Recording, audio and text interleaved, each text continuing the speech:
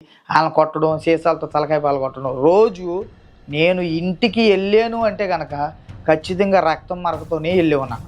చాలా ప్రాంతాలకి తీన్మార్ నేర్పించా. డప్పు కళాకారుడు స్టీఫెన్ అనేటువంటి విధానమైనటువంటి పేరుని పెట్టుకున్నానన్న. కింద నుంచి పై దాకా బూడిది పూసేసుకొని, బొట్లు పెట్టేసుకొని, మెడలో పెద్ద పెద్ద చైన్లు వేసుకొని తిరిగి ఉన్నాను. అందరం భయాందోళన చేసేవాడిని.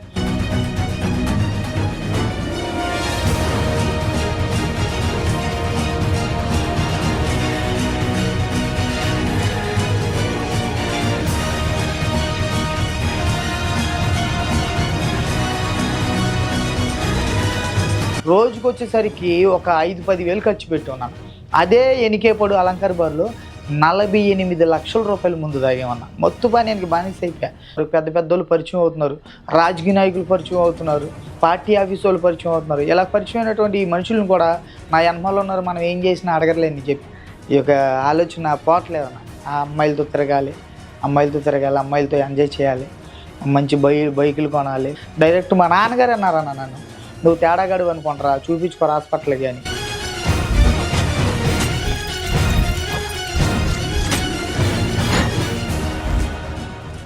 Praise Lord. దేవుని నామానికి మహిమ కలుగును గాక. ఈ సమయంలో దేవుడు ఇలా నన్ను నిలబెట్టాడంటే కేవలం అది దేవుని కృప మాత్రమే. ఇలా సజీవ లెక్కలో ఉన్నాను అంటే అది కేవలం దేవుని కృప మాత్రమే. అలాగే నేను చేసినటువంటి అతిక్రియలు ఇంకా చాలామంది ఉన్నారు యవ్వన కాలంలో, వారు కూడా పాడవకూడదు. ఇంకా చాలామంది దేవుని వైపు చూసి యవ్వన కాలంలో దేవుని యొక్క కాడు మోయాలి అనేటువంటి ఆలోచనతో జోషి అనేటువంటి ఛానల్లో అన్నీ ఇలాగా నా సాక్ష్యాన్ని రికార్డ్ చేస్తున్నారు. ఇంకా చాలామంది యవనస్తులు ఉన్నారు. అయితే పాడైపోయినటువంటి ఈ జీవితాన్ని దేవునికి అప్పగించాను. కానీ అప్పగించిన కాడ నుంచి ఇప్పటి వరకు చాలా సంతోషంగా ఉన్నాను. అయితే నా బాల్య దినము ఏలూరు. మా అమ్మగారు మా నాన్నగారు ఏలూరు శనివారపేట. మా అమ్మగారికి మా నాన్నగారికి మేము 3 సంతానం. నా పేరు చౌటిపల్లి ప్రకాష్ బాబు. మా అమ్మగారి పేరు మణి, మా నాన్నగారి పేరు ఆశీర్వాదం గారు. వారికి కలిగినటువంటి 2 సంతానం మా అక్క గారు. అయితే మేము చిన్నప్పటి నుంచి అన్యులుగా తిరిగాం. మా అమ్మ నాన్న ఇక్కడ టాపీ పని చేస్తా ఏలూరులో, వీళ్ళు జీవనం సాగిస్తూ ఉండేవాళ్ళు. మమ్మల్ని చదివించాలనే ఆశలకి చిన్నప్పటి నుంచి వీళ్ళు టాపీ పనికి వెళ్తూ ఉండగా మమ్మల్ని ఏం చేసేవాళ్ళు అంటే స్కూల్లో దింపి టాపీ పనికి వెళ్తూ ఉండేవాళ్ళు. చిన్నప్పటి నుంచి మా అక్క వాళ్ళు నన్ను అదే రకంగా స్కూల్కి తీసుకొస్తూ ఉండేవాళ్ళు. అయితే నేను పుట్టింది 1990లో. అయితే 6 సంవత్సరాలు ఏజ్లో నాకు ఒక చిన్న గాయం ఏర్పడిందన్న. గాయం ఏర్పడినప్పుడు మా అమ్మగారు కొంచెం అన్యుల సహవాసం బట్టి కొంచెం అనేక గుళ్ళు తిరుగుతూ ఉండేవాళ్ళు అనమాట. అయితే కొన్ని ప్రాంతాల నుంచి వైద్యశాల శిబిరాలను పిలిపించారు. నాకు ఒక గాయం ఏర్పడింది. ఏంటని చెప్పేసి చాలామందిని అడిగారు. చాలామంది అన్నారు, అమ్మ మరి ఏంటి పిల్లోడు ఏమో చాలా రోజుల నుంచి బాగుంటలేదు, మరి ఏమైంది ఏంటో ఒకసారి చూపిండి అని చెప్పేసి చాలా ప్రాంతాలు తిప్పారన్న. నాటు వైద్యం కొరకు వాటి కొరకు తిప్పినప్పుడు ఈ గాయం ఏంటనేది ఎవరికి తెలీదు. ఒక వ్యక్తి హనుమాన్ జంక్షన్లో ఇట్లా నాటు వైద్యం చేశానమ్మా, మరి గాయం చూస్తే పిల్లోడు గుండె కొంది పెరిగిపోతుంది, కాబట్టి నేను ఒక మాట చెప్తాను, ఏలూరు గవర్నమెంట్ హాస్పిటల్ తీసుకెళ్ళి పెద్ద హాస్పిటల్లో ఒకసారి స్కానింగ్ అయి తీపిచ్చి ఒకసారి చూపియమ్మని చెప్పినప్పుడు మా అమ్మగారు అక్కడి నుంచి బయలుదేరి వచ్చి హాస్పిటల్లో చూపించారన్న. చూపించిన తర్వాత స్కానింగ్ అయి మొత్తం తీసిన తర్వాత మా అమ్మగారికి తెలియకుండా మా నాన్నగారిని పిలిచి, అయ్యా మరి ఇది టీవీ అనేటువంటి రోగం, ఇది చాలా జాగ్రత్తగా ఉండాలి, టీవీ అనేటువంటి రోగంతో మనోడు బాధపడుతున్నాడు, కాబట్టి చిన్న వయసు కాబట్టి చాలామంది ఆ టీవీ అనేటువంటి రోగం చాలామందికి తక్కువ మందికి వస్తుంది, చాలామంది దాని ద్వారా వచ్చినటువంటి విధానంగా బ్రతికిన వాళ్ళు అయితే లేరు, కాబట్టి పిల్లోడి పట్ల మీరు చాలా జాగ్రత్తగా ఉండాలి, మరి జాగ్రత్తగా మీ పిల్లోడిని చూసుకుంటూ ఉండండి అని చెప్పారు. మా నాన్నగారు రోజు మా అమ్మకి చెప్పకుండా బాధపడుతూ ఉండేవాళ్ళు. కానీ కొన్ని సందర్భాలను బట్టి మా నాన్న చెప్పేశాడు, అమ్మ ఇలాగ పిల్లోడికి టీవీ అనేటువంటి రోగం వచ్చిందంట, దాని ద్వారా పిల్లోడికి ఒక గెడ్డ ఏర్పడింది అని అంటే మా అమ్మగారు అంటే గారాభంగా పెరిగినటువంటి పిల్లోని కదా, ఒక్కనే కొడుకుని. అయితే ఈ విధానంగా మా తల్లిదండ్రులు బాధపడుతూ ఉన్నారు. రోజు బాధపడుతూ ఉంటుంటే మా ఒక ఇంటి ఎదురు నుంచి మందిరానికి కొంతమంది వెళ్తూ ఉంటారు, కొంతమంది సంఘస్థులు. మరి ఏం చేయాలో మాకు తెలియట్లేదు అని అంటే, అమ్మ నేను ఒక మాట చెప్తాను ఏమనుకోవద్దు, ఏలూరు శనివారపేటలోనే సుశీలక్క ఉన్నారు కదా, అక్క ప్రార్థనకి వెళ్ళండి, మరి మేము వెళ్ళేది చాలా దూరం, మరి మీరు రాగలరో లేదో నాకు తెలీదు, కాబట్టి దేవుని నమ్ముకో, ఖచ్చితంగా తగ్గిద్దాక పిల్లోడు బాగుంటాడు, ఆయన ఆరోగ్యం పరిస్థితి అది దేవుడు కుదురుపరుస్తాడని చెప్పేసి మా అమ్మగారు చెప్పినప్పుడు మా అమ్మగారు కొంచెం అన్యురాలు కన్నా అంటే అన్యులు సావాసం పట్టి క్రైస్తవుల పుట్టుక నుంచి కానీ దేవుని ఎరిగినటువంటి వారికి బ్రతికాము. అయితే ఇక హిందువులు సావాసం పట్టేసరికి మా అమ్మగారు ఈ మెడ చుట్టూరు బిళ్ళలు ఉండేవి, దేవుడి బిళ్ళలు, తర్వాత పెద్ద బొట్టు అలంకారం చేసుకుంటూ ఉండేదన్నమాట. అయితే సిగ్గు కలిగి మా అమ్మగారు ఇలాగే వెళ్ళి వచ్చేవాళ్ళు చెప్తూ ఉంటే వాళ్ళ మాట వినేది. ఈయన ఏం చేసేదంటే సరే వెళ్దాం వెళ్దాం వెళ్దాం అని చెప్పి రోజు రోజు వాయిదా పెట్టుకుంటూ వచ్చింది. కానీ ఒక సమయంలో బాగా నాకు ఎఫెక్ట్ పెరిగిపోయిందన్న. పెరిగిపోయేసరికి మా అమ్మ ఒకసారిగా వచ్చే ఆదివారం మందిరానికి వెళ్దాం అని చెప్పేసి మా నాన్నగారితో చెప్తామా, మరి నేను కష్టపడుకొస్తేనే కదా మనం తినేది, నేను పనికి వెళ్తాను, పిల్లల్ని తీసుకొని వెళ్ళు అని అన్నప్పుడు మా అమ్మగారు అదే గ్రామానికి సంబంధించిన ఒక మందిరాన్ని తీసుకెళ్ళారు, సుశీల మేడం అని. తీసుకెళ్ళిన తర్వాత మా అమ్మ నన్ను తీసుకెళ్ళి అక్కడ గుమ్మం కాడ నుంచొని ఉందన్న. గుమ్మం దగ్గర నుంచొని లోపలికి ఎలా వెళ్ళాలో తెలియదు, పెద్ద బొట్టు పెట్టుకొని ఉంది, ఎలా వెళ్ళాలి, ఎలా కూర్చోవాలి, ఎలా ప్రార్థన చేయాలి అనేది కూడా అమ్మకు తెలియదు. అయితే ఆడ నుంచొని ఉండగా వర్షిప్ జరుగుతుంది.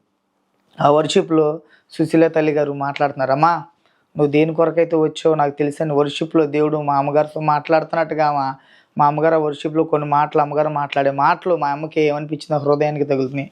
దేవుడే నాతో మాట్లాడుతున్నాడని చెప్పి అనిపించింది. గుమ్మం బయట ఉన్న మాయమ్మ ఆ మాటలు విని లోపలికి వచ్చింది. దేవుడు ఒక వర్షిప్లో మాట్లాడుతున్నాడు, అమ్మా నువ్వు ఏ పరిస్థితిలో వచ్చో, ఎలా వచ్చో, దేని కొరకు వచ్చో అన్నీ నాకు తెలుసు, భయపడమాక, సమస్తం సాధ్యం గల దేవుణ్ణి, నీ కుమారుని స్వస్థపరుస్తాను, నీ కుటుంబాన్ని స్వస్థపరుస్తాను, మిమ్మల్ని ఆశీర్వదిస్తానని ఆ వర్షిప్లో మాట్లాడుతుంటే మా తల్లిగారు నా గురించే మాట్లాడుతున్నాడు దేవుడని ఆ రోజు నన్ను లోపలికి తీసుకెళ్ళి కూర్చుందన్న. అలాగే ఒక 3 వారాలు 4 వారాలు తీసుకెళ్ళారు.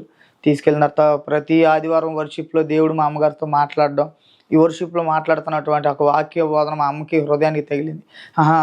నా గురించే మాట్లాడుతున్నాడు, నా కుమారుడి గురించే మాట్లాడుతాడు, నా కుమారుడిని స్వస్థపరుస్తాడంట అని చెప్పి ఆలోచన కలిగి మా అమ్మగారు కూర్చున్నారు. అయితే మళ్ళీ తిరిగి 5వ వారానికి నాకున్నటువంటి గాయాన్ని తీసేసాడు దేవుడు. నిలబడయ్యా నా కుమారుడిని ఈ విధానంగా నిలబెట్టి ఉన్నటువంటి గాయాన్ని తీసేసావు ప్రభా, కాబట్టి నాకున్న అలంకరణ కూడా తీసేస్తాను ప్రభా, మీ దగ్గర ఇలా బ్రతకాలని చెప్పి మా అమ్మగారు ఆ రోజు ఆదివారం పూటే అలంకరణ మొత్తం తీసేశారన్న.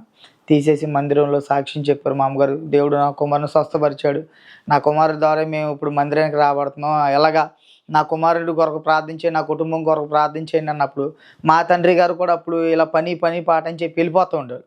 కానీ నా జీవితాన్ని దేవుడు ఎప్పుడైతే బాగుపరిచాడో, ఈ విధంగా గాయం నుంచి స్వస్థత వచ్చింది, మా నాన్నగారు కూడా సిద్ధపడ్డారు అన్న. ఆదివారం మా నాన్నగారు, మా అమ్మగారు, మా అక్క వాళ్ళు మేము ప్రతి ఆదివారం మందిరానికి వెళ్తూ ఉన్నాం. అయితే చిన్న వయసుగా బాల్యదినంగా కొంచెం విననటువంటి ఆలోచన, ఎవరి మాట వినేవాడిని కాదు, దోలతనం ఎక్కువ అనమాట.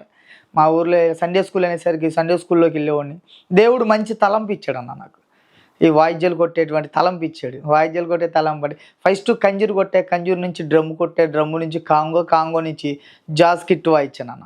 ఇలాగ దేవుడు మంచి తలంపు ఇచ్చాడు. మందిరంలో పాటలు పాడేవాడిని, సండే స్కూల్కి అలవాటు చేశారు, పొద్దున్నే వెళ్ళిపోయి సండే స్కూల్ మొత్తం తుడిచి ఈ విధంగా చేసుకుంటూ ఉండండి. మా సండే స్కూల్లో ఒక లీడర్గా పెట్టారు. మళ్ళీ నన్ను పెట్టినప్పుడు ఆ ప్రకాష్ బాబు అనే పేరుని తీసి ప్రభు అని పెట్టారు పేరు. సండే స్కూల్లో ప్రభు అని పెడితే, అలాగే ఈ ప్రభు అనే పేరుని నేను ఎలా తీసుకున్నావు అంటే సినిమాలో ఉన్నటువంటి ప్రభుదేవా అనుకునేవాడిని.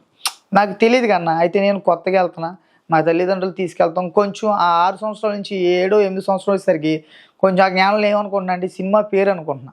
ఇక ఆ విధానంగా నేను ఆ ఊర్లో సండే స్కూల్ ఎక్కడుంటే అక్కడ వెళ్ళడం, ప్రార్థన ఎక్కడుంటే అక్కడికి వెళ్ళడం, డ్రమ్ము వాయించడం, దేవుడిచ్చిన తలంపును వాడుతున్నాను.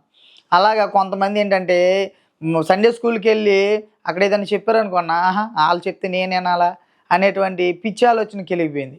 ఇక చిన్నతనంలో ఇలాగ చిల్లరతనంగా వాళ్ళ మీద వాళ్ళని కొట్టడం, వీళ్ళని కొట్టడం, లేకపోతే ఎవరైనా సైకిల్ తీసుకొచ్చి సండే స్కూల్ కాడ పెడితే వాళ్ళ సైకిల్ తీసుకెళ్ళిపోయి పాడు చేసేయడం, తర్వాత సండే స్కూల్ టీచర్ ఏదైనా చెప్తే ఆమెకి రివర్స్గా మాట్లాడడం చేస్తూ ఉండండి. అది తీసుకొచ్చి మా అమ్మగారు చెప్పారు, అమ్మో నువ్వు దేవుడు మార్చిన పిల్లడివి, నువ్వేంటి ఎట్టగా చేస్తున్నావు ఇదని చెప్పి మా అమ్మగారు నన్ను బాగా గద్దించేవాళ్ళను.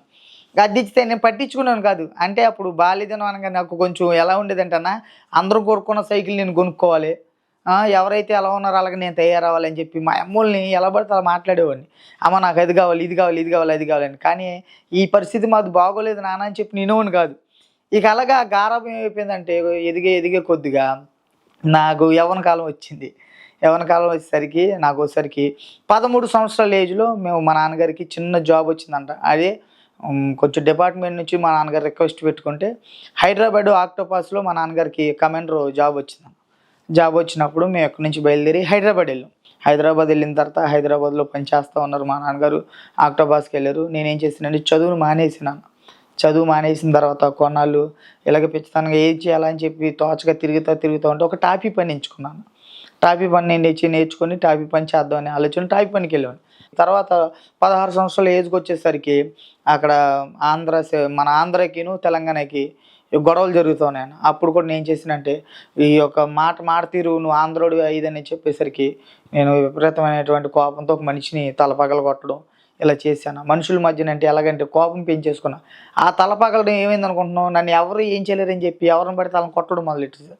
ఇక మనుషుల మాట మా అమ్మ మా నాన్న మాట కూడా వింటలేదన్న నేను. కొంత మా నాన్న రమా ఈయన ఉండే కొందుకు ఇక్కడ ఉండే కొందుగా ఈయన ఈ విధానంగా తయారవుతాడు కాబట్టి మనల్ని జాగ్రత్త చేసుకోవాలి. మరి ఇలా గొడవలు అంటే ఇట్లా ప్రతిదానికి తిరిగేటువంటి ఓపిక మనకు లేదు కాబట్టి ఆయన జాగ్రత్తగా ఏదోటి చేయంటే అక్కడ దగ్గరలో ఒక మందిరం మా అమ్మగారు వెళ్ళడం మొదలెట్టారన్న.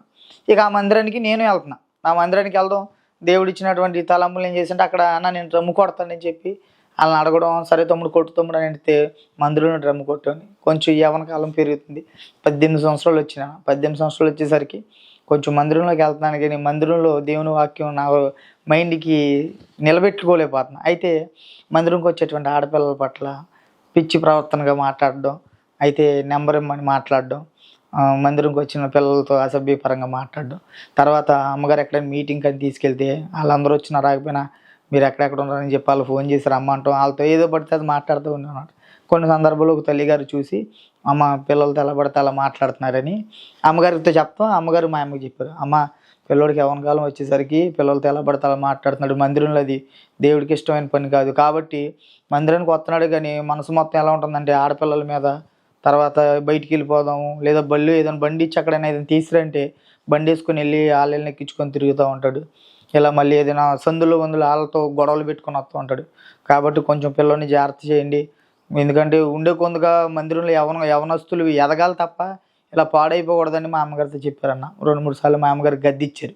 గద్దిచ్చిన మీకేం తెలియదులే మీకేం తెలుసు అని మా అమ్మల్ని కొంచెం గెక్కరిచ్చాను. నాకు యవన వయసు వచ్చేసిన కుర్రని అయిపోయాను, మీరు నాకు చెప్పమాకండి నాకు తెలుసులే అని మా అమ్మగారిని కొంచెం చిరాగ్గా మాట్లాడినా. అమ్మ పిల్లోడికి మనం ఎంత చెప్పినా ఇనే ఆలోచనలో లేడు, ఎందుకంటే యవన ప్రయాణానికి వచ్చేసాడు కదా, అనేకమైన కోరికలు ఉంటాయి పిచ్చితనంగా. కాబట్టి పిల్లోడికి ఎవరినైనా చూసి పెళ్లి చేద్దామని అప్పుడు కరెక్ట్గా మా అమ్మగారు మాకు రిలేషన్ తెలిసిన ఏలూరు హనుమాన్ జంక్షను మోకాసి నరసింహపాలెం అని మా రిలేషన్ పిల్లని చూసిన రెబ్కా నా భార్య పేరు.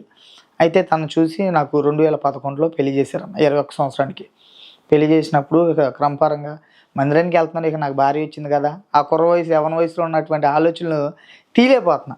భార్య వచ్చింది మందే అన్నట్టుగా ఇంకా ఈ శరీర కోరికలు ఇష్టానుసారంగా మళ్ళీ తిరగడం మొదలెట్టాను. అలాగే ఒక టాపీ పని మానేసి కార్ డ్రైవింగ్ నేర్చుకున్నాను. కార్ డ్రైవింగ్ చేస్తూ ఉండగా 2011లో పెళ్ళి అయింది. 2011-12 స్టార్టింగ్లోకి కొంచెం హైదరాబాద్లో ఇట్లా ఆడపిల్లల పట్ల అసభ్యపరంగా మాట్లాడుతుంటూ అక్కడ ఉన్నటువంటి కొంతమంది యవనస్తులు నన్ను కోపంగా చూసి నన్ను కొట్టి ఏదో చేద్దామనే ఆలోచనలో ఒక రైల్వే ట్రాక్ మీద తీసుకెళ్ళి నన్ను బెదిరించారన్న. ఇక ఆ భయంతో ఏం చేశానంటే మా అమ్మ మా నాన్నకి చెప్పి నా భార్యను తీసుకొని 2012లో హనుమాన్ జంక్షన్కి వచ్చేసాను. హనుమాన్ జంక్షను మోకాసి నరసింహపాలెం అని ఆ ఏరియాకి వచ్చి ఈ యొక్క ఆలోచన పోవట్లేదన్న. ఆ అమ్మాయిలతో తిరగాలి, అమ్మాయిలతో ఎంజాయ్ చేయాలి, మంచి బైకులు కొనాలి. తర్వాత కారు ఓనర్ ఆయన సాయంత్రం కారు ఇంటికి తీసుకెళ్ళమంటే ఆ కారుని తీసుకెళ్ళి ఇష్టానుసారంగా ఏలూరు ప్రాంతంలో హనుమాన్ జంక్షన్ ప్రాంతంలో తిరుగుతూ ఉన్నాను అన్న. అయితే ఈ శరీర కోరికల కోసం అనేక ప్రాంతాల్లో తిరిగి ఇక్కడ ఏలూరులో కూడా ఒక ప్రాంతం ఉందన్న పట్టాలపురం అని, ఇటు మొత్తం తిరుగుతూ ఉన్నాను అనమాట. అట్లాగా నా భార్యని అట్లాగే ఏం పట్టించుకునేవాను కదన్న. ఇక ఆ విధంగా చేస్తూ ఉంటే కొన్ని సందర్భాల్లో మళ్ళీ మా అమ్మగారు వచ్చి ఏమన్నా నువ్వు ఇట్లా ఆడపిల్లలు అని చెప్పేసి వాళ్ళు ఎల్లంటి పడి తిరుగుతున్నావు, మీకు పెళ్ళి 2 సంవత్సరాలు అవుతుంది, పిల్లలు చూస్తేనేమో గర్భం లేదు, కొంతమంది మన ఇంటి పక్కన వాళ్ళు చుట్టుపక్కన వాళ్ళు ఈ విధానంగా మాట్లాడుతున్నారు, ఏమన్నా మీ పిల్లోడేమన్నా గేగాడా తేడాగాడా, 2 సంవత్సరాలు అవుతుంది ఇప్పుడు వరకు ఏం లేదని చెప్పేసి మాట్లాడుతూ వచ్చారన్న. మళ్ళీ 3వ సంవత్సరానికి వచ్చేసరికి మళ్ళీ అదే విధంగా మాట్లాడుతున్నారు. డైరెక్ట్ మా నాన్నగారు అన్నారన్న నన్ను, నువ్వు తేడాగాడు అనుకుంటారా చూపించుకోరు హాస్పిటల్కి అని. అంటే నాన్న ఏంటి నాన్న మీరు కూడా అలా మాట్లాడుతున్నారంటే, మరి కుర్ర వయసులో ఉన్నప్పుడేమో గాలితనంగా అందరితో తిరిగావు, మరి ఇప్పుడు ఆ ఆశ ఏదో నీ భార్య మీద చూపించుకోవచ్చు కదా, ఈ విధంగా తిరగొచ్చు అని చెప్పి నన్ను మా నాన్న మాట్లాడారన్న. అప్పుడు బాగా హృదయం బాధాకరంగా అయిపోయిందన్న. అదేంటి మా నాన్న నన్ను కన్నా నా తండ్రి నన్ను గేగాడు అన్నాడు ఏంటి అని చెప్పేసి బాగా ఏడ్చినాను. ఏడ్చినప్పుడు అయితే కొన్ని సందర్భాలు బట్టి మా ఇంటి ఎదురుగా మందిరం ఒకటి ఉందన్న. ప్రార్థన మందిరం ఒక రోజు కూర్చొని దేవుని మందిరం ఉంది కదా వెళ్దాం, కొత్తగా వచ్చాం కానీ ఆల్రెడీ 2012లో మేము హనుమాన్ జంక్షన్ వచ్చాం, కొత్తగా వచ్చిన ఏరియా కదా ఎలాగ వెళ్ళాలి ఏంటి అని చెప్పేసి కొంతమంది స్నేహితులను పరిచయం చేసుకొని మందిరానికి వెళ్ళాను. మందిరానికి వెళ్ళి మందిరంలో మళ్ళీ వాయిద్యాలు వాయిస్తూ ఉన్నాను 2014 ఆ సుమారులో. అండ్ మందిరానికి క్రమపరంగా వెళ్ళడం కొంచెం నాలో ఉన్నటువంటి ఒక పిచ్చి తలంపుల్ని తగ్గించుకొని దేవునితో ప్రార్థన చేసుకుంటా నా కుటుంబం, నా భార్య నేను ప్రార్థన చేసుకుంటూ ఉంటే 2014లో నా భార్యకి గర్భాన్ని ధరించింది. దేవుని కృప ద్వారా ఆ రోజు మళ్ళీ మా నాన్నగారు ఎదురుగా నిలబడి, అన్నావుగా నన్ను ఆ మాట ఈ మాట అన్నావుగా కొద్దిడు అది అని, చూడు దేవుడిచ్చాడు చూడు అని అంటే, మరి దేవుడు ఇచ్చినప్పుడు దేవుడి పైన ఆధారపడానని చెప్పి మా అమ్మగారు కూడా నన్ను తిట్టారన్న. సరే అని చెప్పేసి ఆ విధంగా నాకు మగపిల్లని ఇచ్చాడన్న. 2014లో దేవుని కృప ద్వారా జాన్ వెస్లీ అని నాకు ఒక కుమారుని ఇచ్చాడన్న. తర్వాత మళ్ళీ కుమారుడు పుట్టిన తర్వాత మళ్ళీ అదే క్రమం అయిపోయిందన్న. ఇక ఈ లోపల ఏమైందంటే ఆ 2014 పిల్లోడు పుట్టిన తర్వాత సంతోషంగా ఉంటున్నాం అన్న. ఒక 6-7 నెలల తర్వాత నాకు మందిరంలో వాడబడేటువంటి ఒక తలంపు ఇచ్చాడు వాయిద్యాలు. ఇక్కడికి వచ్చిన తర్వాత ఈ డ్రైవింగ్ ఫీల్డ్లో నాకు అమౌంట్ సరిపోతలేదు అన్న. నెలకి 7,000 ఇచ్చేవాళ్ళు శాలరీ, నెలకి 7,000 రూపాయలు ఇస్తే ఈ అమౌంట్ సరిపోతలేదు, ఏం చేయాలని ఆలోచిస్తూ ఉంటే ఆ సమయంలో ఇదే నెలన జూలై టైంలో ఈ వినాయక చవితి స్టార్ట్ అయింది. తీన్మారోలు కావాలని చెప్పేసి చాలామంది తిరుగుతున్నారు. అయితే దానికి ముందులో ఒక 6 సంవత్సరాలు హైదరాబాద్లో పెరిగినాను కాబట్టి ఆ తీన్మార్ అనే వాయిద్యం నాకు ఇని అది నేర్పించవచ్చు అనేటువంటి ఆలోచనలో కొంతమందికి నేర్పించాను. నాకు ఆల్రెడీ డ్రమ్ కొడుతున్నాక మందిరంలో ఈ డ్రమ్మును బట్టి వాళ్ళకి ఇలా అని చెప్పి చిన్న బిట్లు నేర్పిస్తా అలాగలాగా కొంచెం ఆ ఫీల్డ్లో ఎదిగానన్న. 2019 వరకు నన్ను ఇంకా ఆ ఫీల్డ్లో ఫస్ట్ 50 మంది పరిచయం అయ్యారన్న. నాకు 2015, 16, 14, 15లో 25 మంది, ఒక 20-30 మందే పరిచయం అయ్యారు. ఆ 20-30 మంది 2019కి వచ్చేసరికి 16,000 మంది అయ్యారన్న జనం. తీన్మార్ నేర్పించా, చాలా ప్రాంతాలకి తీన్మార్ నేర్పించా. డప్పు కళాకారుడు స్టీఫెన్ అనేటువంటి విధానమైనటువంటి పేరుని పెట్టుకున్నానన్న. చాలామందికి ఫస్ట్ నా కుటుంబంలో ప్రకాష్ బాబు పెట్టారు, మా సండే స్కూల్లో ప్రభు అని పెట్టారన్న. నేనేం చేశానంటే ఈ ఫీల్డ్లో ఒక మంచి పేరు ఉండాలని చెప్పి స్టీఫెన్ అని పెట్టుకున్నానన్న. స్టీఫెన్ తీన్మార్ విజయవాడ అని పెట్టుకొని ఈ విధానంగా పాంప్లెట్లు కొట్టించి విగ్రహాలు అమ్మేటి కాడ బ్యానర్ వేయించి, తర్వాత నాకు ఉన్నటువంటి సర్కిల్లో కుర్రోళ్ళకి నా విజిటింగ్ కార్డులు ఇచ్చి ఇలా పెడతా ఉండగా 2019 వరకు విచ్చలవిడిగా అయిపోయిందన్న. చాలామందిని సంపాదించన్న, సర్కిల్ పెరిగింది. ఈ 25 మంది కాస్త 16,000 మంది అయ్యారు జనం. తీన్మార్కి వెళ్ళడం బాగా ధనం వస్తుందన్న, చాలా డబ్బు వస్తుందన్న. విగ్రహాల దగ్గర తీన్మార్ కొడతాం అంటే ఒక 10 మందిని పంపిస్తే 15,000 మాట్లాడుతానన్న. ఈ 10 మందికి 10,000 పక్క తీస్తే 5,000 మిగులుతున్నాయి. అలాగా రోజుకి వచ్చేసరికి 6-7 టీములు పంపించాను. రోజుకి 1,00,000 రూపాయలు సంపాదించేవాడిని. ఎవరికి తెలియకుండా 1,00,000 రూపాయలు తీసుకొచ్చి జాగ్రత్త చేయడం, ఈ శరీర కోరికలు ఉన్నాయి కానీ మళ్ళీ ఫీల్డ్లోకి వచ్చేసరికి మళ్ళీ పిచ్చి ఆలోచనలు వచ్చేసినాయి. ఇక నచ్చినట్టు డబ్బు పడేస్తే ఎవరైనా వస్తారనేటువంటి పిచ్చి ఆలోచనతో ఇంకా మళ్ళీ నేను అదే విధంగా మళ్ళీ పరిగెడుతున్నాను, మందిరానికి వెళ్తలేదు. ఇక వినాయక చవితికి తీన్మార్ వచ్చిందన్న, విగ్రహాల దగ్గర ఏది ఉందన్నాను కానీ ఇక పరిగెడతాను. మందిరం అనేసరికి ఆదివారం మందిరానికి వెళ్ళాలని మా భార్య అడిగినా వస్తలే ప్రోగ్రాం ఉందిలే అనేటువంటి విధానంగా నా భార్యని పిల్లలను కూడా ఎక్కడిచ్చి తీసుకెళ్ళి పిల్లల్ని తీసుకుని వెళ్ళిపో, నాకు డబ్బులు వస్తాయి, అక్కడ 10,000 వస్తాయి, 20,000 వస్తాయి అన్నట్టుగా నా భార్యని మీద సీరియస్ అయ్యాను. అలాగా జనం పెరిగే కొద్దీ ధనం పెరిగిందన్న, డబ్బు పెరిగింది, ఈ శరీరాశలు ఇంకా పెరిగిపోయినాయి. ఇంక విచ్చలవిడిగా తిరిగేస్తున్నాను. అసలుకి ఎవరు ఆపలేరు. నా తల్లిదండ్రులు కూడా ఉన్న భార్యను భార్య ఉంది, మంచి భార్య ఉంది, శుభ్రంగా బ్రతకొచ్చుగా, ఏంటి పని అంటే అమ్మ మీకు తెలీదు, నాకు నచ్చినట్టు తిరుగుతాం, మీరు మాట్లాడమాకనని మా అమ్మకి ఎక్కడిచ్చానన్న. నేను ఈ విగ్రహారాల దగ్గర తీన్మార్ వాయిస్తాకి వెళ్తూ ఉండేవాను కదన్న. ఇక వెళ్ళేసరికి విగ్రహారాల స్నేహితులు పెరిగేసరికి నాకు కూడా ఏమైనా కలిగేదంటే థాటు, ఎలా పడితే అలాగ మనం కూడా రెడీ అవుదాం అని చెప్పేసి విపరీతమైనటువంటి వేషం వేసుకొని మహాశివరాత్రికి ఆ వేషం వేసుకొని తీన్మార్ వాయించడానికి వెళ్ళేవాడిని. మనుషులందరూ చూసి భయాందోళన అయిపోయేవాళ్ళు. ఇక ఈ ఆలోచన ఎలా కలిగేదంటే స్నేహితులు పెరిగారు కదా, మన విగ్రహాల దగ్గర తీన్మార్ వాయిస్తున్నాం, మన వేషం బాగోలేని చెప్పేసి కింద నుంచి పై దాకా బూడిది పూసేసుకొని బొట్లు పెట్టేసుకొని మెడలో పెద్ద పెద్ద చైన్లు వేసుకొని తిరిగి ఉన్నాను. అందరం భయాందోళన చేసేవాడిని. తర్వాత సిగరెట్ కాల్చాలనే ఆలోచనతో చాలా వీడియోలు చేస్తూ ఉన్నాను. సిగరెట్లు రోజుకి 7 పెట్టెలు సిగరెట్లు కాల్చుకున్నాను. విచ్చలవిడిగా తాగాను 7 పెట్టెలు సిగరెట్లు కాల్చుకొని. తర్వాత హెయిర్ స్టైల్, కొత్త హెయిర్ స్టైల్ చేసుకునేవాడిని. ఎవరికైనా కానీ ఎలాగంటే కొత్తగా కనిపించాలి, ఒక క్రియేషన్ చేసేవాడిని. మోడల్ అంటే ఎలా ఉంటుంది అనేటువంటి విధానంగా హెయిర్ స్టైల్కి మంచి కలర్లు వేసుకునేవాడిని. మంచి బైకులు కొనేవాడిని. మెల్లో దేవుని సిలువ ఉండేది, దాని పక్కనే మళ్ళీ రుద్రష్టమాల్లో ఇవన్నీ అలంకరణ చేసుకునేవాడిని అన్న, ఎలా పడితే అలాగా. ఇక ఈ తీన్మార్కి వెళ్ళిన తర్వాత ఏదైనా శివరాత్రి వచ్చిందంటే ఆ సమయంలో కింద నుంచి పైదాకా బూడిద పూసేసుకొని బొట్లు పెట్టుకొని దానికి సంబంధించినటువంటి మత్తు పానీయాన్ని తీసుకొని పరిగెడుతూ ఉన్నాను. మనుషుల్ని భయాందోళన చేసి ఆకర్షితం చేద్దామని ఆలోచనలు ఉన్నాను. ఆ విధానంగానే ఇవి ఒక తీర్మార్కి వెళ్తూ ఉండగా ఒక స్నేహితుడు ఉన్నాడు, బామర్ది వరుస అవుతాడు. ఆయన అన్నాడు, బావా ఎంత సంపాదించావు, ఎంత చేసావు, కానీ నువ్వు ఒక తప్పు చేస్తున్నావు తెలుసా అన్నాడు.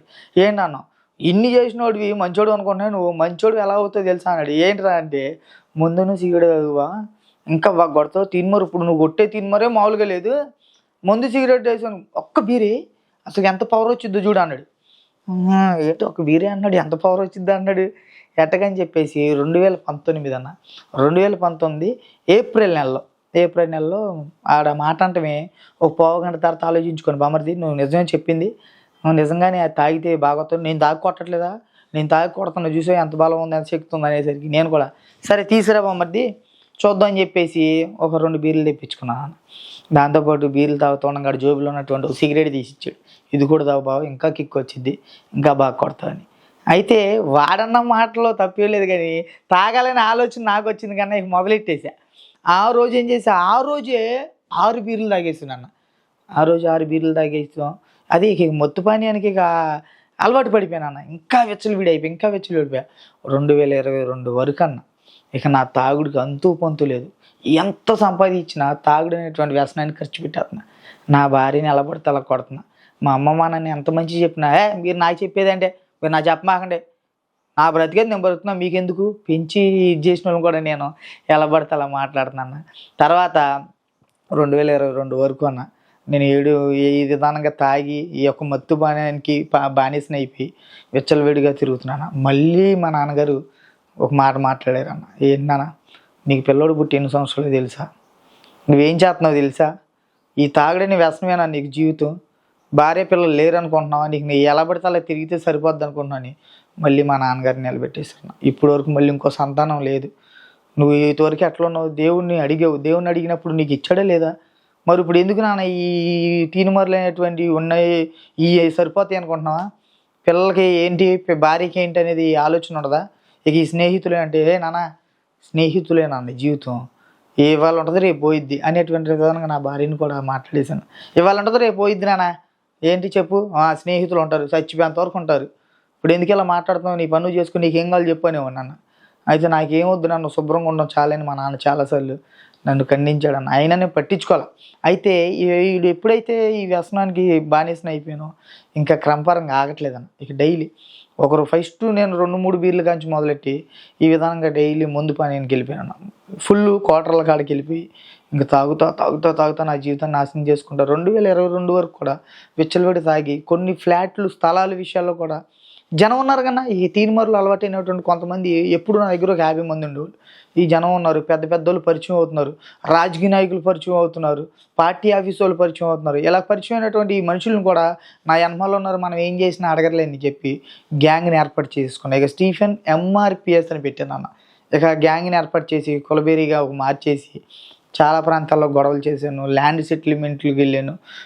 మమ్మల్ని ఏదైనా చేసి పోలీస్ స్టేషన్ తీసుకెళ్తే సాయంత్రానికి తీసుకొచ్చి పెద్దలు ఉన్నారని వాటిని ఈ పెద్దలు వస్తారు వాళ్ళే వస్తారు మనల్ని తీసుకొస్తారని చెప్పి చాలామంది కుర్రలను కూడా చెడగొట్టాను.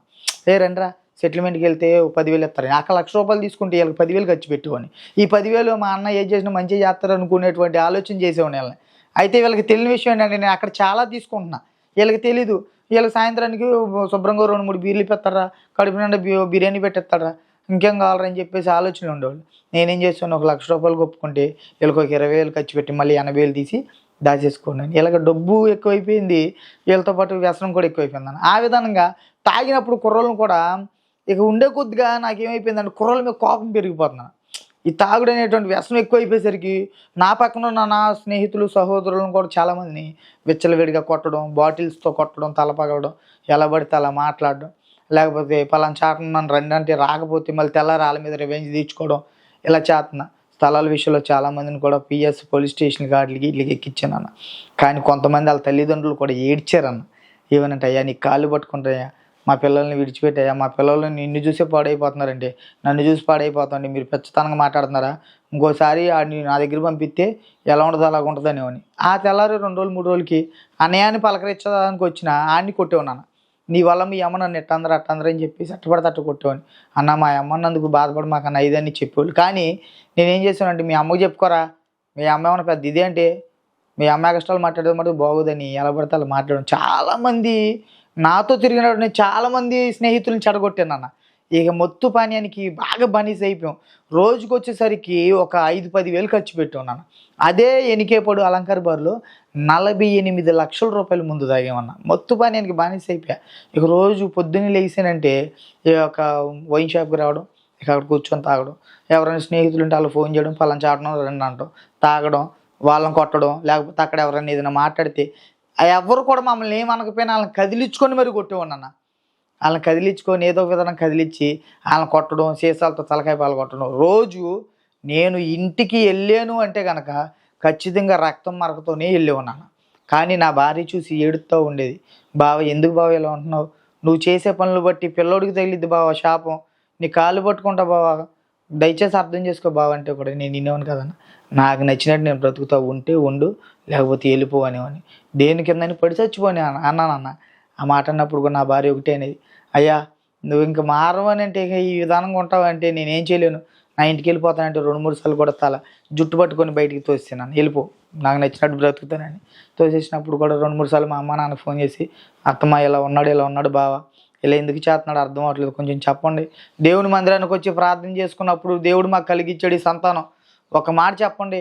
పోనీ ఉంటే ఉంది వ్యసనం, ఉంటే ఉంది, దేవుని మందిరానికి రమ్మా నువ్వు అత్తమ్మ, అయ్యగారు కూడా అడుగుతున్నారు, ఎట్లా స్టీఫెన్ బాబు రావట్లేదు ఏంటమ్మా, వాయిద్యాలు వాయించడానికి వాటికి రావట్లేదు, దీనికి శుభ్రంగా వాయిద్యాలు మంచి తలంపిచ్చాడు దేవుడు, అక్కడ విగ్రహాలు కాడ అక్కడ కొట్టడం కాదు మందిరంలో వచ్చి కొట్టమని నా భార్యని అడుగుతుందో నా భార్య కూడా సిగ్గుతో మందిరానికి వెళ్తాం మానేసినాను. అయితే ఎలా చెప్పాలో తెలియక ఆమెకి, దైవజనులకి ఎలా చెప్పాలయ్యా ఇట్లా వెళ్తున్నాడు చెప్పలేక మానేసింది. దాని ద్వారా చాలా సంపాదించాను, డబ్బు సంపాదించాను, అన్నీ కొనుక్కున్నాను, బైకులు, బుల్లెట్లు, కార్లు కూడా కొన్నాను. కానీ ఈ వ్యసనం, ఈ యొక్క మత్తుపానీయం ఎక్కువైపోయేసరికి నా తల్లిదండ్రులు కూడా ఎలా పడితే అలా మాట్లాడతా మొదలెట్టేసినాను. అలాగా 2022 వరకు కొన్ని ఆఫీసులు సంబంధించినటువంటి గొడవల్లో, కొన్ని ఫ్లాట్లకు సంబంధించిన గొడవల్లో, తర్వాత ఏదైనా బైక్ ర్యాలీలు ఉంటే బైక్ ర్యాలీలు పెట్టడం నేనే. ఇక అలా తిరుగుతూ ఉండగా ఈ వచ్చిన డబ్బుతో, ఈ శరీర కోరికలతో అనేక ఓయో రూముల్లో తిరుగుతూ వచ్చాను. ఇక అలా తిరుగుతుంటే కొన్ని సందర్భాలను బట్టి నా భార్య ఏడుస్తా నా కాలు పట్టుకొని అడిగిందన్న, అయ్యా నీకు ఎట్లయితే మా జీవితం బ్రతకదు, ఎట్లయితే మేము బ్రతకలేము, చంపేత్తేదని విషయం ఎత్తి మమ్మల్ని చంపేని మాట్లాడిందన్న. అమ్మ ఇక నేను అన్నాను, నువ్వు ఈ విధానంగా మాట్లాడమాక, అప్పుడు మార్నింగ్ పూట కొంచెం తాగలేదన్న, నేను ఈవినింగ్ అయ్యేసరికి బాగా తాగేసి వచ్చాను ఇంటికి. మార్నింగ్ పూట తాగిపోయేసరికి అడిగింది, బావా ప్లీజ్ నీ కాళ్ళు పట్టుకుంటాం, మమ్మల్ని చూడు, మా మొహం చూడు, కొంచెం ఇలాగ మాతో ఉండు బావ, ఫ్రీగా ఉండు బావ అంటే పట్టించుకున్నాను కదన్న, కొంచెం ఫ్రీగా ఉండు బావ మాతో, మా గురించి కూడా ఆలోచించి అంటే చూద్దాంలే అన్నట్టుగా వెళ్ళిపోయి ఉన్నాను. అయితే కొన్ని సందర్భాలు బట్టి మా అత్తయ్య మా మామయ్య గారు కూడా చనిపోవడం, మేము హనుమాన్ జంక్షన్ పల్లేరుంబుడి ఉంది కన్నా, పల్లేరుంబుడి గ్రామం వచ్చి అక్కడ ఒక స్థలం కొనుక్కొని అక్కడే ఉంటున్నాను. ఆ ఊరు మొత్తం భయందోళన అయిపోయిందన్న. పలానా స్టీఫెన్ అనే వ్యక్తి విజయవాడలో ఉన్నప్పుడే వీళ్ళకి ఆ పేరు తెలుసు, పలానా స్టీఫెన్ అనేవాడు మన ఊరు వచ్చి ఉంటున్నాడు రా, అమ్మో వాడితో చాలా జాగ్రత్తగా అని చెప్పేసి చాలామంది అన్న, అసలు వాళ్ళ పిల్లలను కూడా నా దగ్గరకు వచ్చి నిలబడినిచ్చేవాళ్ళు కాదు. ఎవరితోన్నా సరదాగా మాట్లాడినారే ఆడు రౌడీ గాడు, ఆడి పెద్ద ఇదిరా, ఆడితే ఏంటని చెప్పేసి వాళ్ళ పిల్లల్ని ఇళ్ళలోంచి రానిచ్చేవాళ్ళు కాదు. ఒకవేళ వచ్చి నిలబడ్డా, ఎవరు అయ్యా నీ పని నువ్వు చేసుకో, నాతో ఎవరు మాట్లాడేవారు కాదు, నీ పని నువ్వు చేసుకోరా, ఆయనతో నీకు పని ఏంటని చెప్పి వాళ్ళ పిల్లల్ని జాగ్రత్త చేసుకుంటూ ఉండేవాళ్ళు. రోడ్డు మీద నేను వెళ్తే అందరూ 100 రకాలుగా మాట్లాడేవాళ్ళు అన్న. కానీ నేనేం బాధపడాల. అయితే కొంచెం ఏంటంటే తాగినప్పుడల్లా వీళ్ళని సరే వీళ్ళు అంత చూద్దాంలే తర్వాత సంగతి అనుకున్నట్టుగా వెళ్ళిపోయి ఉన్నాను. ఇక ఈ మత్తుకి బానిస అయిపోయి ఇంకా ఈ ఊరు వచ్చేసరికి ఇంకా విచ్చలవిడైపోయినాను. ఇంకా ఉండే కొద్దిగా ధనం కరిగిపోతుంది, డబ్బు తరిగిపోతుంది. ఈ డబ్బు తరిగిపోయే కొద్దిగా నా స్నేహితులు అందరూ తరిగిపోయారు అన్న. ఇక ఉండే కొద్దిగా ఈ చాలామందిని కొట్టే కన్నా తాగినప్పుడు వాళ్ళు కూడా తరిగిపోయారు. ఇక వాళ్ళు కూడా ఎవరికారికి వాళ్ళ పనాలు చేసుకుంటూ వెళ్ళిపోయారు. అమ్మో ఆయనతో ఉన్న కంచి తాగి ఆయన చేతిలో తన్నులు తింటాం దేనికి రాని ఇక వెళ్ళిపోతూ వచ్చారన్న. మళ్ళీ ఇలాగే మందిరంలోకి వెళ్ళి నా భార్య ఒక మందిరానికి వెళ్దాం అనేటువంటి ఆలోచనతో ఒకసారి అయ్యా మనం ఎక్కడైనా ప్రార్థనకి వెళ్దామని చెప్పి అని అన్నాను. అంటే సార్ చూద్దాంలే ఎక్కడైనా ప్రార్థన ఉన్నప్పుడు చూద్దాం అని చెప్పేసి ఆలోచనలు నేను ఆ విధానంగా చెప్పేసిన. ఒక 2-3 నెలల తర్వాత అన్న నైట్ పూట బాగా తాగొచ్చాను అన్న హనుమాన్ జంక్షన్ నుంచి.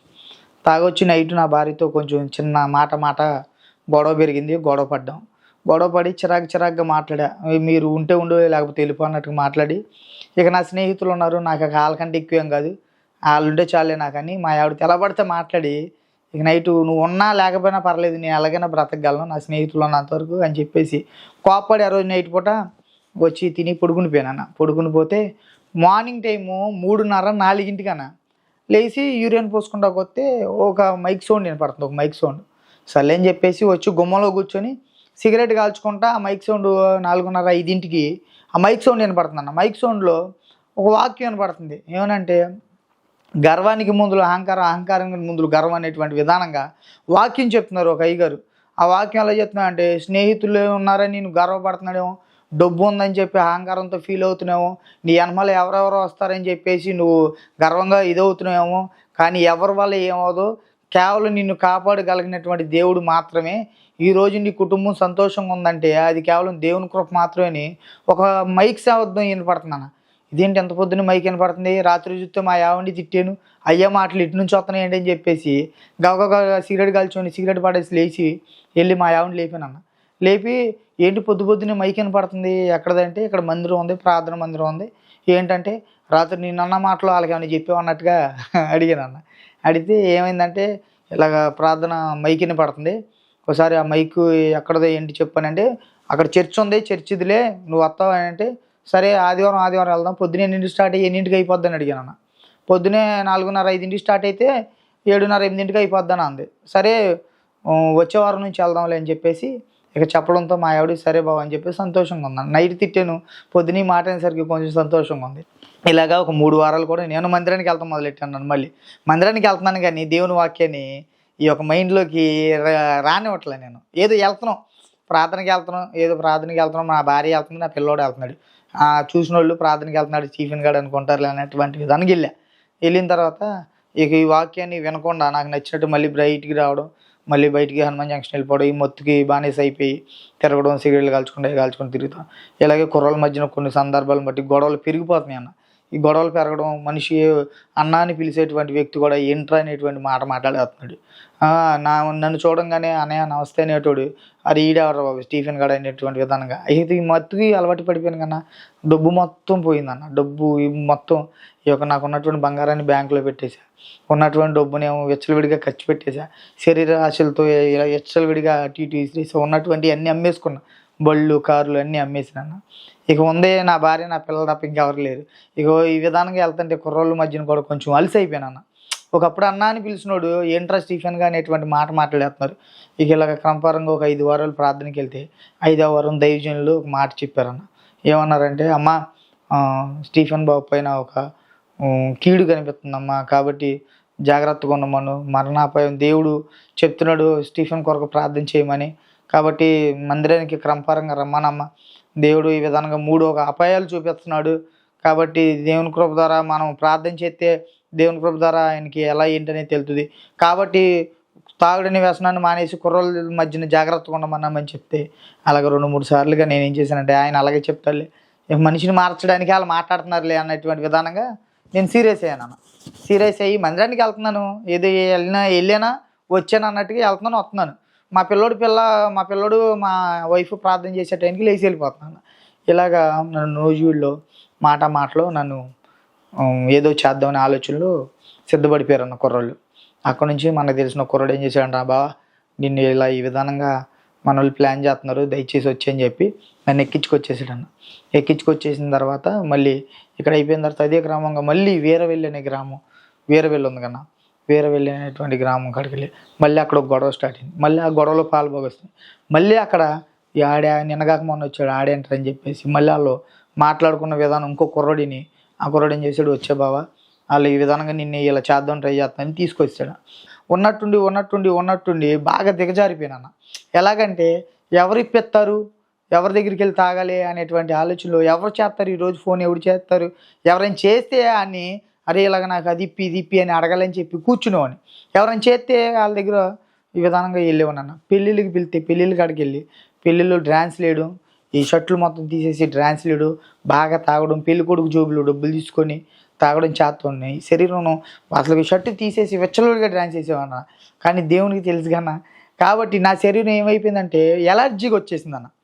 ఎలర్జీ స్టార్ట్ అయిపోయింది. ఈ ఎలర్జీ స్టార్ట్ అయిపోతే నేను వచ్చి మా ఏమని అడిగితే, వెళ్ళి పెళ్ళిళ్ళ దగ్గర వాళ్ళ దగ్గర డ్యాన్స్లు వేస్తావుగా, చొక్కాయలు తీసి అవి తీసి, అందుకే దేవుడు నీకు పరీక్ష పెట్టాడు అన్నప్పుడు కూడా దేవుడు పరీక్ష పెట్టడమా ఇదని చెప్పేసి నా భార్య మీద సీరియస్ అయ్యాను. కొన్ని సందర్భాల్లో అట్లా సీరియస్ అయ్యి ఇలాగ నేను వెళ్ళిపోయి మళ్ళీ తాగొచ్చి ఒక ఫ్లాట్లో కూర్చున్నాను. ఫ్లాట్లో వాలీబాల్ ఆడుతున్నారు. అక్కడ కూర్చొని ఉంటే పాతకాలంలో బాగా తాగేసి ఒక పార్టీ ఆఫీస్ గొడవలోకి వెళ్ళాను. పార్టీ ఆఫీస్ గొడవలోకి వెళ్ళినప్పుడు అక్కడ ఏం జరిగింది ఏంటో నాకు తెలీదు. కానీ కొన్ని సందర్భాలను బట్టి అక్కడ మొత్తం పార్టీ ఆఫీస్కి సంబంధించిన 71 మందిని గన్నవరం నియోజకవర్గం 71 మందిని అరెస్ట్ చేస్తున్నారంట. అది నాకు తెలీదు. నేను అక్కడి నుంచి వచ్చేసాక నాకు ఎవరు ఇంటిమేట్ ఇవ్వాల. కాబట్టి నేను అక్కడ నుంచొని ఉండగానే టక్మని పోలీసు వాళ్ళు వచ్చేసి నా దగ్గర నిలబడిపోయి స్టీఫెనా అన్నారన్న. అవును స్టీఫెనే అన్న.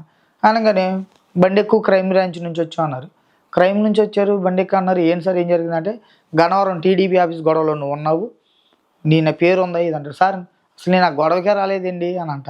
ఆ రోజు నేను గొడవకు కూడా వెళ్ళింది లేదన్న. కానీ పేరు ఇక ఆ విధానంగా స్టీఫెన్ అనే పేరు ఇది అయిపోయిందిగా, గొడవలకి వెళ్తాడు దానికి వెళ్తాడని ఆ విధానంగా నా మీద కేసు పెట్టేశారన్న. పెట్టకుండా నా పిల్లోడు మా బాబు ఉన్నాడు. మా బాబు నేను కూర్చున్నాను. నా భార్య చూస్తేనేమో ప్రెగ్నెంట్ 6 నెలలు 7వ నెలకు వచ్చిందన్న. 6వ నెల 7వ నెలలు తీసుకెళ్ళిపోయాము. నన్ను అక్కడ కూర్చోపెట్టేశారన్న గన్నవరం పిఎస్లో పోలీస్ స్టేషన్ క్రైమ్లో నిలబెట్టేసి అక్కడ ఎలా పడితే అలా మాట్లాడతా, బూట్ కాలుతో అంతా చంపకేసి కొడతా, నీకేం తెలిసారా నువ్వు అని చెప్పేసి, నీ అన్నమాలు ఎంతమంది ఉన్నారు ఎవరు వచ్చారని చెప్పేసి ఒక చీకటి రూమ్లో పడేశారన్న. కానీ కూర్చొని ఏడుతా కూర్చున్నాను అన్న. కూర్చొని ఎవరు ఎలా ఫోన్లు ఏంలు అన్నీ తీసేశారు, ఎలా ఏం చేయాలని చెప్పి కూర్చుంటే ఒక కానిస్టేబుల్ గారు వచ్చారన్న. దీనికి ముందర నేను తీన్మార్కి వెళ్తా ఉన్నప్పుడు ఒక అన్నయ్య పరిచయం, ఆయన పెట్టారు నాకు సెంట్రీ పెట్టినప్పుడు అన్న ఒకసారి ఫోన్ ఎవరని చెప్పి ఫోన్ తీసుకొని మా అమ్మ నాన్నకి చేశానన్న.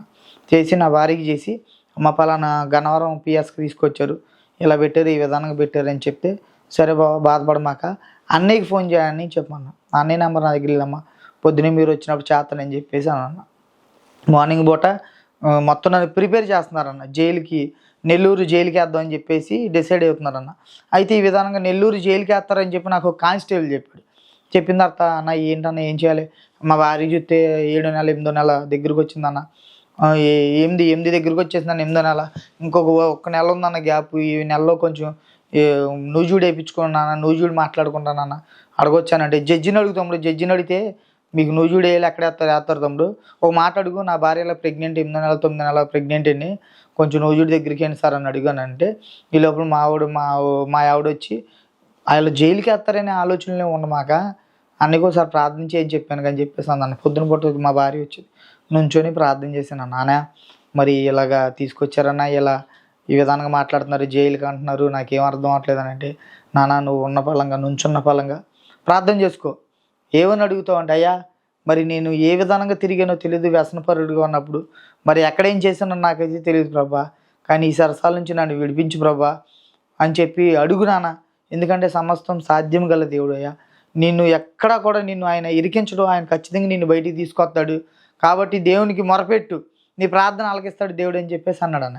నుంచున్న కాడే అన్న ప్రార్థన చేసుకున్నా, అయ్యా ఈ విధానంగా జైలు నుంచి నన్ను విడిపించడం ప్రభా, నన్ను ఈ సరసాల నుంచి విడిపించను ప్రభా, మీరు ఎక్కడి నుంచి విడిపిస్తే ఖచ్చితంగా నేను నాకున్న వ్యసనాన్ని మానేస్తాను ప్రభు అని నేను అనుకున్నాను అన్న. అనుకున్న తర్వాత ఈ విధానంగా కోర్టులోకి వెళ్ళి కోర్టులో నుంచున్న తర్వాత నన్ను నిందితుడిగా ఉన్నటువంటి నన్ను ముద్దాయిగా ఉన్న నన్ను నిందితుడిగా నన్ను విడిచిపెట్టేశారన్న. విడిచిపెట్టేయడం రావడం, నా భార్యని చూసి సంతోషపడ్డా. మళ్ళీ అయ్యగారికి ఫోన్ చేసి అన్న ఇలా అన్నారంటే, అయ్యా మరి దేవునికి ఏ తీర్మానం చేసుకున్నా మాకు తెలీదు, కాబట్టి ఆ తీర్మానం ప్రకారం బ్రతుకు, దేవుడు ఖచ్చితంగా నీ పట్ల మేలు చేస్తాడని చెప్పేసి అన్నారన్న. ఇలా చూస్తే నా భార్య ప్రెగ్నెంట్, నేను చూస్తే ఇలా ఉన్నానని ఆలోచన టెన్షన్ ఎక్కువైపోయి బాగా అసలుకి ఫెస్టేజ్లోకి వెళ్తే ఎలా వెళ్ళిపోయానంటే అన్న, ఇంక అయిపోయింది నా జీవితం, నా బ్రతికి అయిపోయిందని చెప్పేసి అనుకున్నాను. కానీ అక్కడ నుంచి మళ్ళీ తిరిగి నేను బయటకు వచ్చి చూసుకున్నాను, ఒకసారి చెక్ చేసుకున్నాను. ఎలా అంటే నా భార్య చూస్తే ప్రెగ్నెంట్ అయ్యి ఇక్కడ కూర్చుంది, మా అమ్మమ్మ నన్ను ఎలా పడితే అలా మాట్లాడేవాడిని, వీళ్ళు వచ్చి ఇక్కడ కూర్చున్నారు, నేను ఎన్నాళ్ళు తాగుడు పోపిచ్చా, అన్నీ చేశా, ఏం కావాలంటే అది ఇప్పించా, వీళ్ళందరూ ఎక్కడ పోయారని చెప్పి వెనక్కి తిరిగి చూస్తే ఒక్క స్నేహితుడు కూడా లేడన్న. మిగిలింది ఎవరంటే కష్టమైన సుఖమైన దుఃఖమైన ఆరోగ్యమైన అనారోగ్యమైన జీవితకాలం అంతయు నీకు తోడుగా ఉంటానన్న నా భార్య నా పిల్లోడు తప్ప ఇంకెవరు కనిపించట్లా. కష్టం వచ్చినా ఎలా వచ్చినా ఏ బాధ వచ్చినా నాన్న నేనున్నాను, మేము చూసుకుంటాం అనేటువంటి ధైర్యం చెప్పిన మా అమ్మ నాన్న తప్ప నాకెవరు రాలే. అన్న నీకు ఏదైనా విషయంలో ఏదని చేస్తామన్నా, నీ గురించి ప్రాణం ఇచ్చేస్తామన్నా అన్నటువంటి వ్యక్తులు ఎవరు కనిపించలేదన్న. నాకు కనిపించింది నా భార్య పిల్లడు, మా అమ్మ మా నాన్న తప్ప ఇంకెవరు కనిపించలే. ఆ రోజు అనుకున్నా నాకు ఏ స్నేహితుడు వద్దు, నాకు కావాల్సిన స్నేహితుడు ఒక్కడే ఉన్నాడు. కాబట్టి నా దైవజనుడిని బట్టి నేను బ్రతకాలి, నా దైవజనుడు చెప్పే విధానం నేను బ్రతకాలని అక్కడి నుంచి తిరిగి వచ్చానన్న. మళ్ళీ పల్లేరుంబడి వచ్చిన తర్వాత నెక్స్ట్ వారానికి మందిరంలోకి వెళ్ళి ప్రార్థన చేయించుకొని ఇలా ఇలా జరిగిందని సాక్ష్యం చెప్పుకున్నా. సాక్ష్యం చెప్పుకున్న తర్వాత మళ్ళీ మూడో రోజుకి 3-4 నెలల తర్వాత అన్న, 3-4 నెలల తర్వాత మళ్ళీ నా స్నేహితులు అన్న నువ్వు తాకపోతే చచ్చిపోతాను నా మీదొట్టు అన్న, నువ్వు తాకపోతే ఇక నేను కూడా తాగనని తీసుకొచ్చేసి పడేస్తున్నట్టు యాక్టింగ్ చేయడం, తర్వాత సిగరెట్ పెట్టి పడేస్తానని చెప్పడం, తర్వాత నువ్వు తాకపోతే నేను చచ్చిపోతానన్నా, నువ్వు తానా నా మీద ఒట్టే అన్న, నువ్వు తాకపోతే ఈ ఒక్కసారి కన్నా నా గురించే అనేసరికి మళ్ళీ దాన్ని పట్టుకున్నాను అన్న. మళ్ళీ ఆ మత్తు పని మళ్ళీ స్వీకరించా. ఇక తాగడం మళ్ళీ మొదలెట్టాను. మళ్ళీ అయ్యగారు చెప్పిన విధానంగా 2 క్రియలు తప్పించుకోబడ్డాడేమో, ఇంకొకటి ఉంది జాగ్రత్తగా ఉండాలని అయ్యగారు చెప్పిన ఇక వినలేదన్న.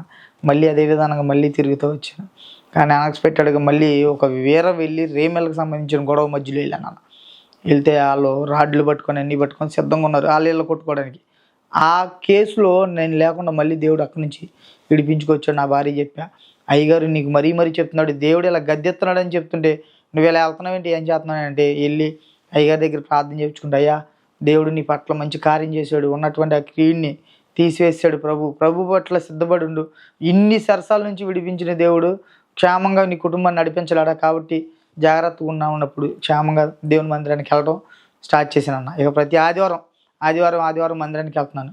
అలాగే ఆ విధానంగా వెళ్తా ఉండగా మళ్ళీ 10వ నెలకే నా భార్యకి హాస్పిటల్ తీసుకెళ్తే నాకు దేవుడు ఒక బహుమానం ఇచ్చాడు, కుమార్తె పుట్టిందన్న.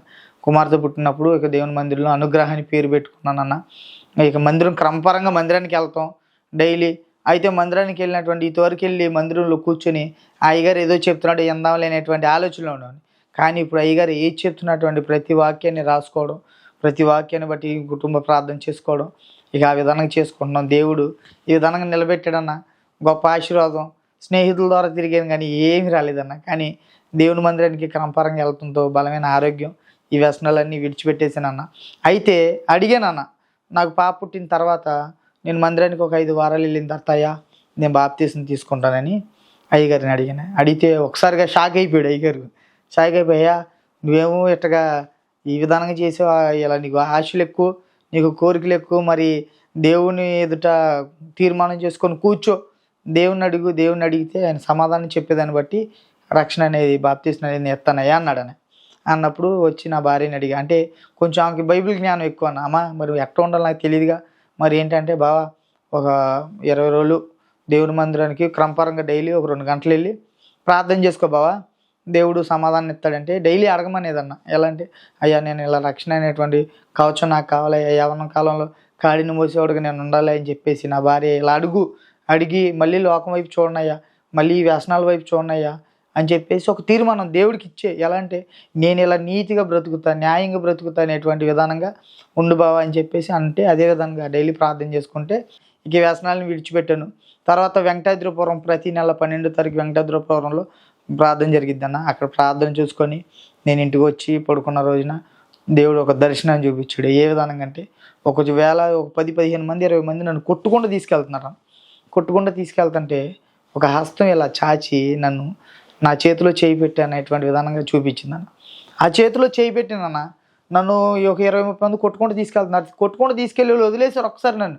ఇంకెవరేం మాట్లాడలేదు. ఈ చేయి పట్టుకున్నటువంటి మనిషి తీసుకొచ్చి ఒక తెల్లటి ఎడారిలో నిలబెట్టి నువ్వు మాట్లాడు, నీ మాట వింటారు, నీ బాధ ఏముందో చెప్పు అని చెప్పేసి నిలబెట్టి మాట్లాడమంటే నేనేం మాట్లాడినాయా, నాకేం తెలుసా, నేను ఎవరితో మాట్లాడి, ఇక్కడ ఎవరున్నారని మాట్లాడండి, నువ్వు మాట్లాడు, నీ మాట వినపడుతుంది, ఖచ్చితంగా నీ మాట వినేవాళ్ళు చాలామంది ఉన్నారు, నువ్వు మాట్లాడని ఒక దర్శనం వచ్చింది. ఆ దర్శనం వచ్చిన రోజున మా దైవజనుడికి చెప్పయ్యా ఈ విధానంగా దర్శనం వచ్చింది అంటే, అయ్యా దేవుడు నీకు దర్శన వరాన్ని ఇచ్చినట్టున్నాడు, కాబట్టి దేవుడు ఏంటంటే నీ సాక్ష్యం ద్వారా, నీ ద్వారా ఎంతమంది అయితే చెడిపోయారు, నీ ద్వారా నువ్వు ఎవరినైతే చెడగొట్టావో, ఇంకా నిన్ను చూసి చెడిపోయిన వాళ్ళు ఎంతమంది ఉన్నారు, వాళ్ళందరిని మార్చడానికి దేవుడు నీకు ఈ విధానంగా సాక్షిగా నేను నిలబెట్టాడని చెప్పేసి నన్ను చాలా ప్రోత్సహిస్తూ వచ్చారన్న. ఆ విధానంగా దేవుడితో నేను కూడా సహవాసం కలుగున్నాను. ఆ రోజు నా స్నేహితులే ప్రాణం అన్నాను. కానీ నేను ఇప్పుడు కాదు, ఎప్పటికి చెప్తాను, ఈ పరిశుద్ధ గ్రంథం నా చేతిలో ఉన్నంత వరకు నేను దేవునితోనే సహవాసం చేస్తాను. నా జీవితం ఈరోజు ఇలా ఆశీర్వదించబడింది అంటే అది కేవలం దేవుని కృప మాత్రమే నాన్న. ఒకప్పుడు నా తల్లిదండ్రులను ఎలా పడితే అలా మాట్లాడేవాడిని. కానీ ఈరోజు నా తల్లిదండ్రులని ఫోన్ చేసి అడుగుతా, అమ్మ ప్రార్థనకి సిద్ధపడి ఉన్నానని. నా భార్యని ఎలా పడితే అలా మాట్లాడాను, నాకు నువ్వు అవసరం లేదు వెళ్ళిపో అన్నాను. నాకు నా స్నేహితులు ఎక్కువ అన్నాను. కానీ ఈరోజు నేను అంటాను, దేవునితో స్నేహం చాలా విలువైంది, రేపు పద అంటే పద అని చెప్పి నా భార్య కూడా సిద్ధంగా నిలబడి నన్ను క్రమపరంగా నడిపిస్తా ఉన్నాను మందిరానికి. ఇప్పుడు వరకు అయితే దేవుని కృప ద్వారా మాకు నేను ఏదైతే సంపాదిద్దాం అనుకున్నానో అది వ్యర్థం అన్న. అయితే ఈ లోక సంబంధమైనటువంటి స్నేహాలు వ్యర్థం, అది మటుకు వాస్తవం అన్న. ఎందుకంటే అనుభవించాను. దేవుని యొక్క మందిరంలో ఆ రుచి వేరు, ఆ యొక్క టేస్ట్ వేరన్న. కానీ ఈ పరిశుద్ధ గ్రంథమే నన్ను మార్చింది. ఆ యంత్రాంగ శబ్దం, దైవజనులు ప్రతి క్రమపరమైనటువంటి ప్రార్థన ద్వారా నా కుటుంబం ఈరోజు ఈ విధానంగా నిలబడిందన్న. అయితే నాకు కావాల్సిన అన్నీ సమకూర్చాడు దేవుడు. నూతనంగా ఆటో కొనుక్కున్నాను. ఇక ఆటో ద్వారా నా కుటుంబం కూడా ఇలాగా సమృద్ధిని సంపాదించుకున్నాను. దేవుళ్ళు ఇంకా ఎదగాలని నా ఆశ అన్న. ఇంకా ఇంకా ఎదగాలి. నేను బ్రతికినటువంటి బ్రతుకు ఇంకెవరో బ్రతకూడదని నా యొక్క ఆలోచన అన్న. నేను చెప్తున్నాను, నా జీవితాన్ని మార్చిన దేవుడు ఖచ్చితంగా వారి జీవితాన్ని కూడా మారుస్తాడన్న. కానీ ఈ యొక్క వ్యసనాలు మనల్ని బాగుపరచమన్న. ఈ తల్లిదండ్రుల పట్ల గౌరవం లేనటువంటి మాటలు ఈ యవ్వన కాలంలో ఉన్నటువంటి కుర్రోళ్ళకి చెప్తున్నాను, తల్లిదండ్రుల పట్ల చాలా జాగ్రత్తగా ఉండాలని. ఈ వ్యసనాలు మనల్ని చాలా లోతుకి తీసుకెళ్ళిపోతాయి, జైలు సరసాలకి తీసుకెళ్ళిపోతాయి. స్నేహితుల ద్వారా మరణాపాయం నుంచి విడిపించాడు అన్న దేవుడు నన్ను. నా స్నేహితుల ద్వారా మరణాపాయం నుంచి విడిపించాడు. నా బాల్య దినంలో నాకు ఉన్నటువంటి అనారోగ్యాన్ని తీసేసి మళ్ళీ నాకు నూతనమైన ఒక ప్రాణాపాయం నుంచి తొలగించి నిలబెట్టాడు అన్న. స్నేహితుల ద్వారా మరణాపాయం నుంచి విడిపించాడు అన్న. నా భార్యని, నా తల్లిదండ్రులు నిలబడి తలకొట్టని. కానీ వాళ్ళ ముందల ఈరోజు నేను తగ్గింపు జీవితం. ఎలా అంటే వారితో సమాధాన పడేటువంటి ఆలోచన. ఇలాగ రాజకీయ నాయకులు వీళ్ళు పిలిచారు కానీ ఏ రాజకీయ నాయకుడు నా వెనకమాల రాలేదన్న. ఎవరో రారు. ఎందుకంటే రాగలిగినటువంటి శక్తి గల దేవుడు మాత్రమే మనల్ని కాపాడగలడని నా స్నేహితులకు చెప్పాలని ఆశతో నిలబడ్డాను అన్న. ఏప్రిల్ 20 తారీఖున సమాధానం వచ్చిందన్న. ఈస్టర్ రోజున సమాధానం దైవజనుల దగ్గర నుంచి వచ్చిందన్న. ఎలా అంటే, అయ్యా మరి దేవుని యొక్క కృప ద్వారా నీకు బాప్తిస్మం సిద్ధంగా ఉంది, దేవుని ప్రణాళిక కనిపించింది, అమ్మగారు ప్రార్థన చేస్తే కుమారుడు నిలబడతాడు అనేటువంటి సమాధానం వచ్చింది. కాబట్టి ఆ సమాధానం ప్రకారం బాప్తిస్మం ఇవ్వడానికి సిద్ధపడుతున్నాం అంటే అప్పుడు నేను సిద్ధపడి ఉన్నాను అన్న. అదే రోజు ఏప్రిల్ 20 తారీఖు పొద్దున్న మార్నింగ్ 9:30కి నేను రక్షణ తీసుకున్నాను. దేవుని యొక్క ఆ యొక్క రక్షణ కవచాన్ని నేను ధరించానన్న. ఈ యొక్క చిన్న సాక్ష్యం ఇంకా అనేకులకి వెళ్ళాలని నా కోరిక అన్న. ఈ చిన్న సాక్ష్యాన్ని దేవుడు దీవించును గాక.